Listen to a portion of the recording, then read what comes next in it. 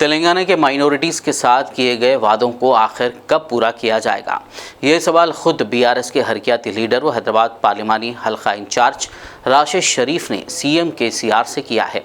उन्होंने आज TRS old city भवन में मीडिया से बात करते हुए कहा कि अपोजिशन कायदीन इल्ज़ाम लगाते हुए सवाल कर रहे हैं कि क्या वो सिर्फ सियासी वादे थे जो मुसलमानों से किए गए थे।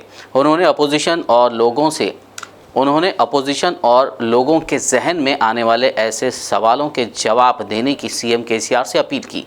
उनका कहना था कि रियासत को एक अच्छा वज़ीर आला मिला है, हम इसको खोना नहीं चाहते। इसके अलावा राशिद शरीफ ने रियासत के मुसलमानों की पसमानदगी और परेशानियों का जिक्र करते हुए वज़ीर आला से इस बार के रियासती बजट में माइनॉरिटीज़ के लिए 12,000 करोड़ रुपए के बजट का ऐलान करने की दरख्वास्त की। अस्सलाम वालेकुम रहमतुल्लाहि बरकातुहू। आज टीआरएस ओल्ड सिटी भवन जो तकरीबन 9 साल कंप्लीट हो चुके हैं, एतबार चौक मिराला मंडी रोड पे 2009 में मैं केसीआर साहब से मिला था पहली बार, और पहली मीटिंग हमारी 2-2.5 घंटे तक मीटिंग चली।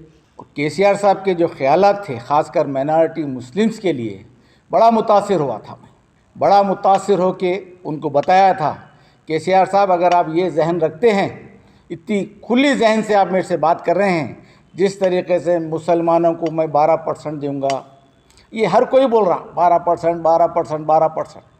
इसके साथ है साहब हज हाउस को मैं फ़लाना वक्फ बोर्ड के हाथ से जुडिशल पावर दूंगा, और रेस कोर्स को हटा के मैं आईटी हब डालूंगा, चंचल घोड़े को हटा के एजुकेशन हब डालूंगा, और ऐसा मैं राज्यसभा एक मेंबर दूंगा। तकरीबन आप लोगों के साथ जो है, जो आज तक ना कांग्रेस ना टीडीपी करी, इंशाल्लाह उतने एमएलए सीट दूंगा, तकरीबन 12 से 13 सीट दूंगा मैं, और एमएलसी 4-5 दूंगा मैं। ये सब चीज़ वादे हम सब सुने हुए हैं।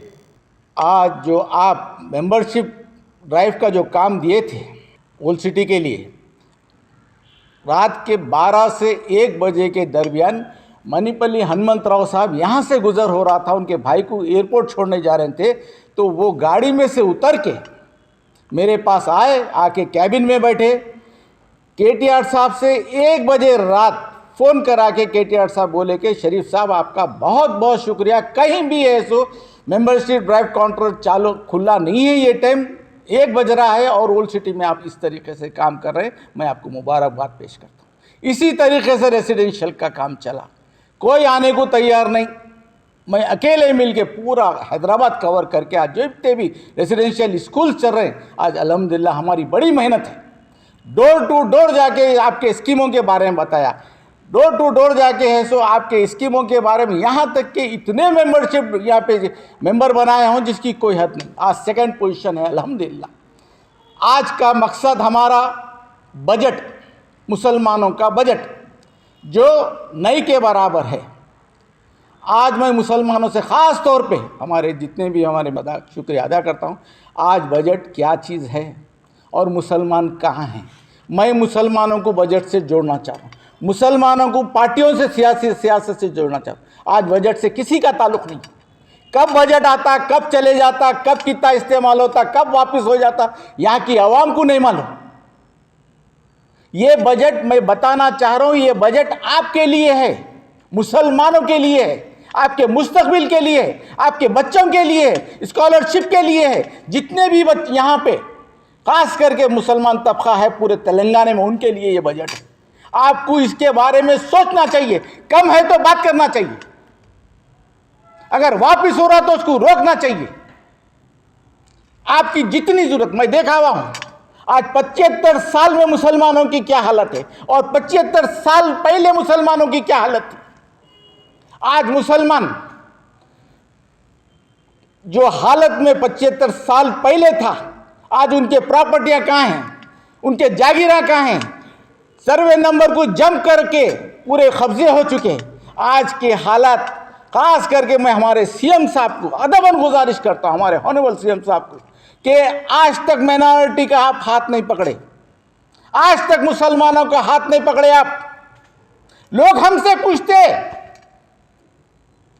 क्या कर रहे हैं आप लोग बैठ के, लोग हमसे सवाल करते क्या कर आपका सीएम मुसलमानों के लिए, और आप क्यों झंडा लगा के ओल्ड सिटी में तमाशा कर रहे हैं। क्यों इतना बड़ा ऑफिस बना के बैठे हुए हैं? क्या दिला सके आप लोग? क्या कर सके मुसलमानों के आगे? क्या करेंगे आप लोग? फिर इलेक्शन में आ जाते आप लोग। सीएम साहब, आप है सो, आज तक मैं भी बोलूंगा ये बात, आज तक मैंने मुसलमानों का हाथ नहीं पकड़े, क्योंकि जिस तरीके से एमएलए देना था आप नहीं दिए, राज्यसभा देना था आप नहीं दिए, माइनॉरिटी बजट देना था 12,000 करोड़, अरे आपको 3 लाख करोड़ के करीब बजट है आपका, 12,000 करोड़ दिए तो क्या होने वाला है आपका? एक बड़ा तबका आपके साथ हो जाता, एक बड़ा तबका आपको है तो सपोर्ट करता। किधर बीजेपी? कहां की बीजेपी? क्यों डर रहे हैं? आप साथ में लेकर चलो, ऊपर वाला आपके साथ है, आपकी नीयत अच्छी है, आपकी सोच अच्छी है, मगर आप क्यों बढ़ रहे नहीं? क्यों हमारे तरफ नहीं आ रहे? बड़ा ताजुब हो रहा। आप देखिए यहाँ पे हालात मुसलमानों के कितने परेशान हैं, कितने तकलीफ में हैं। अरे ये आपका काम है, आप दलितों के लिए कुछ कर रहे हैं, आप इनके लिए कर रहे हैं, उनके क्या हो गया? हमारे लिए क्यों नहीं सोच रहे हैं? क्या इसके लिए आप 2009 में मैं आपसे मिला था? आप बताओ, आप याद है आपको? मैं याद दिलाना चाह रहा हूं। आप बोले मेरे को खिड़की दियो, शरीफ साहब आप खिड़की दियो। मैं इतना बड़ा महल बना के दिया आपको। सिर्फ एक ही मेरी सोच थी कि आप ऐसो जो बात मेरे से करे थे, 2.5 घंटे तक हम बैठे थे आपके साथ, पूरी टीम मेरी बैठी थी, खास तौर पे मिलने आए थे हम आपके ख्यालात देख के आज तक मैं आपके साथ हूं। आज हर कोई मेरे से यही सवाल कर रहा, सीएम साहब अब इलेक्शन है, बिल्कुल आपको सबसे पिछड़ा तबका मुसलमानों का है, आप पे ये इल्जाम है, आप मुसलमानों को नहीं देख रहे, सबसे बड़ा इल्जाम है। हर छोटी पार्टी, हर अपोजिशन यही बोल रही कि खाली टोपी पहना रहा इन्हें, कुछ देने वाला करने वाला नहीं है। उनको गलत साबित करो, आप उनको गलत साबित करो। मैं जानता हूं आपका वाकई बहुत अच्छा दिल है, आप दिए, शादी मुबारक में दिए, पेंशन दिए, बच्चों को पढ़ा रहे हैं आप, हमारे इमाम और पेशवाम को तनख्वाह दे रहे हैं आप, इससे कुछ नहीं होता, आप हमारा हक दो।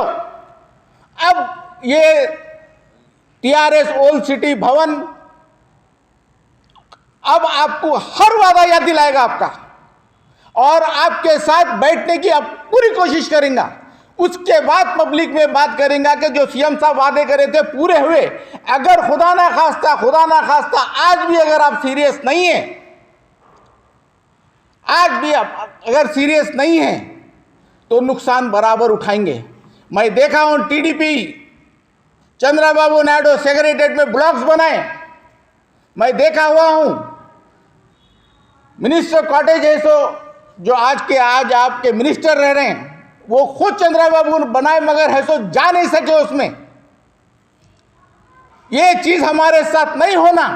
एक अच्छा सीएम हमको मिला, हम खोना नहीं चाह रहे हैं। आज भी हम बोल रहे हैं कि आपको खोना नहीं चाह रहे हैं। आपकी फैमिली अच्छी है, केटीआर साहब के बेहतरीन काम है, डेवलपमेंट। क्यों ओल्ड सिटी आते सांप सूख जाता? ओल्ड सिटी की सोच आते, मुसलमानों की सोच आते, खामोश, किसी से मिलते नहीं आप। ना प्रगति भवन का दरवाजा बंद, कहां जाना, किससे बात करना? साहब अभी भी वक्त है, थोड़ा वक्त है अपने पास। बजट 3 दिन के बाद है। मैं चाहूंगा कि बजट 12,000 करोड़ दिए तो आपको कोई फर्क नहीं पड़ता, थोड़ा हमारा मुसलमान तबका थोड़ा ऊपर आ जाता। ये बात को आप गौर करो, ये बात पे आप अमल करो। मेरा हक है, मैं 14 साल दिया हुआ हूं आपको, और 1 रुपया कभी तलब नहीं करा।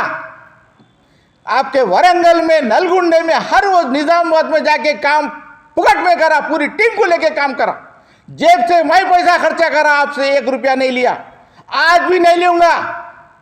मगर अब वक्त का सख्त तकाजा है कि आप मुसलमानों की मीटिंग बुलाओ और मुसलमानों का क्या क्या प्रॉब्लम है वो फौरी सॉल्व करो और आपके वादे पूरे करो। उसके बाद इलेक्शन के बाद आप क्या और करना चाह रहे हैं हमारे लिए, वो सामने रखो, वरना आपको भी बहुत मुश्किल हो जाएगी। हमारी मेहनत भी पानी में चले जाएगी। बहुत बहुत शुक्रिया। और इस पे गौर करो और जल्द से जल्द मीटिंग बुलाओ, जल्द से जल्द मीटिंग बुला के है सो मुसलमानों के जो जहनों में बात, मौलवियों के मौलानों के जहनों में बात जो आ रही है उसको साफ करो। और जो लीडर जो अपोजिशन के जो है वो जो बात कर रहे हैं, ये कोशिश कर रहे हैं कि अपने बारे में ज़्यादा से ज़्यादा बात फैलाए, उसको ख़त्म करो।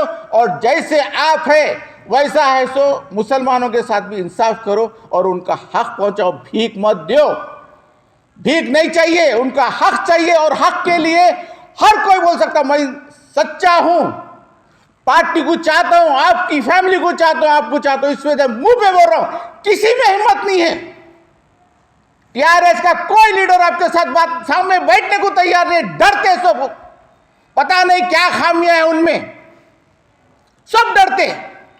मैं किसी कीमत पे नहीं डरता, मैं पार्टी को लाना चाह रहा हूं, फिर 2023 में पार्टी आना है।